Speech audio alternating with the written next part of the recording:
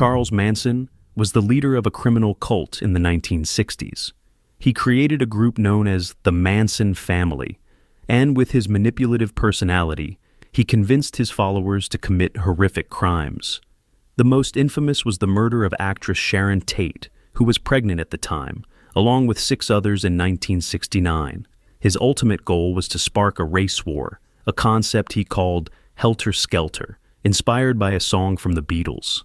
He was arrested in 1970 and sentenced to death, though the sentence was later commuted to life in prison, and in court and interviews, his responses were as bizarre as they were disturbing. You know, believe me, if I started murdering people, there'd be none of you left. Maybe I should have killed 400 or 500 people, then I would have felt better. Then when I felt like I really offered society something. You know, if I wanted to kill somebody, I'd take this book and beat you to death with it, and I wouldn't feel a thing. Greetings. Hello everyone, it's Goose. Welcome into another installment of True Crime from the Hills and the Hollers. Now this installment is going to be just a little bit different. The area that I grew up in, less than 5 miles from my childhood home, was stomping grounds for this person. Yes, that is indeed Charles Manson. Back in 1994, a local news story in our area surfaced when a local newspaper reporter who, in late 1993, had written to Mr. Charles Manson asking if rumors that he heard were in fact true, that he spent time at this place.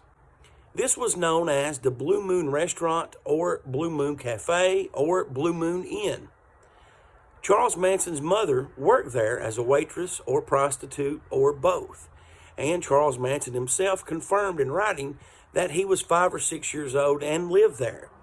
Now, I have heard other people say that he had grandparents that moved into the area after that time and that he spent several summers in the hills of southeastern Kentucky playing with his cousins up until his early teen years. And he refers to his cousins in this letter as snake cousins. Now, the families Ramey's, Kilgore, and Neely's still live in the area.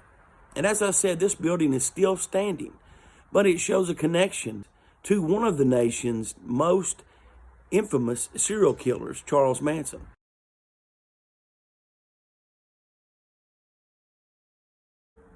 What's your thoughts on this video? Comment and let us know.